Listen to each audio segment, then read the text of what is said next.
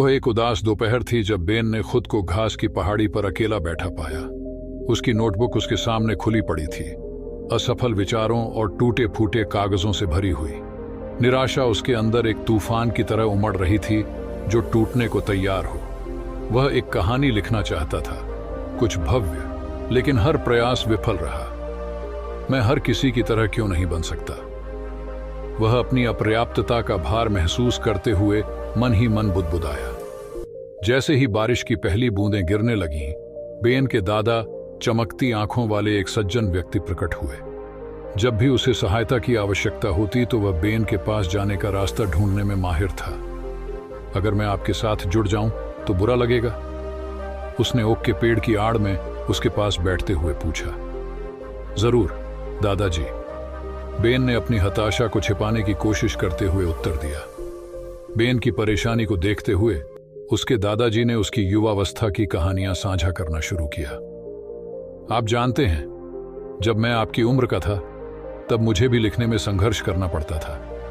मैं कवि बनना चाहता था, लेकिन मेरे शब्द अनाड़ी और भारी लगते थे। बेन ने अपनी हताशा के बावजूद उत्सुकता से सुना। वास्तव में? लेकिन अब आप बहुत सुंदर लिखते हैं। लेकिन इसमें वर्षों का अभ्यास लगा, उसने कहा। उसकी आंखें यादों से चमक रही थी।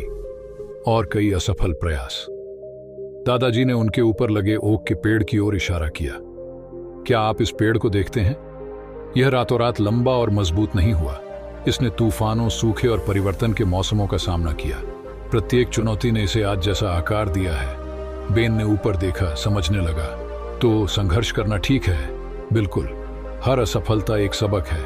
ओक की तरह आपको संदेह की हवाओं के खिलाफ दृढ़ता से खड़ा होना चाहिए, उन्होंने मुस्कुराते हुए कहा। प्रेरित होकर बेन ने गहरी सांस ली। उसने अपनी पेंसिल उठाई और विचारों को नोट करना शुरू कर दिया।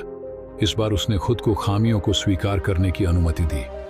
बादल छांटने लगे और सूरज चमकने लगा, जिससे उनके चारों ओर एक गर्म चमक फैल गई। देखा, बस ऐसे ही तुम बड़े हो रहे हो, दादाजी ने कहा। उनकी आवाज में गर्व स्पष्ट था। जैसे जैसे दोपहर बीतती गई, बेन ने खुद को अपने नए विचारों के अंश दादाजी के साथ साझा करते हुए पाया, जो गहरी दिलचस्पी के साथ सुनते थे। अब हर शब्द अधिक स्वतंत्र रूप से बहता था। असफलता का डर धीरे धीरे कम होता जा रहा था। मैं चाहता हूं कि मेरी कहानी एक ऐसे लड़के के बारे में हो जो जीवन के तूफानों में ताकत पाता है, ठीक उसी तरह जैसे ओक का पेड़, बेन ने कहा। उसकी आंखों में एक नई चिंगारी जल रही थी। घर लौटते समय बेन को हल्कापन महसूस हुआ। उसने सीखा था कि हर तूफान यात्रा का हिस्सा है और वह अकेला नहीं है। उसके दादाजी की बुद्धि उसके साथ रहेगी, जैसे कि वह मजबूत ओक जो सभी बाधाओं के बावजूद मजबूती से खड़ा रहता है। धन्यवाद दादाजी, बेन ने कृतज्ञता महसूस करते हुए कहा। मुझे लगता है कि मैं अब अपनी कहानी लिखने के लिए तैयार हूं। और इसके साथ ही प्रेरणा के बीज बोए गए, जो किसी खूबसूरत चीज में विकसित होने के लिए तैयार थे। सालों बाद बेन अपने दोस्तों और परिवार के सामने अपनी पहली प्रकाशित किताब पकड़े खड़ा था। किताब के कवर पर ओक के पेड़ की छवि थी, जिसने उसकी यात्रा को देखा था। वह मुस्कुराया, उस बरसात के दिन और अपने दादा की बुद्धिमत्ता को याद करते हुए। हर कहानी में तूफान होते हैं, उसने शुरू किया, लेकिन हम उनका सामना कैसे करते हैं, यह हमारी यात्रा को परिभाषित करता है। भीड़ ने तालियां बजाईं और बेन जानता था कि वह ओक और अपने दादा की सीख को हमेशा अपने दिल में रखेगा।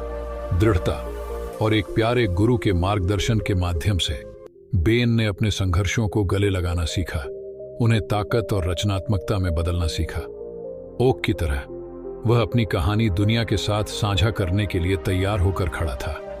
इस कहानी से आप कितना प्रेरित हुए कमेंट्स बॉक्स में जरूर बताएं और हमारे चैनल को सब्सक्राइब करना ना भूलें।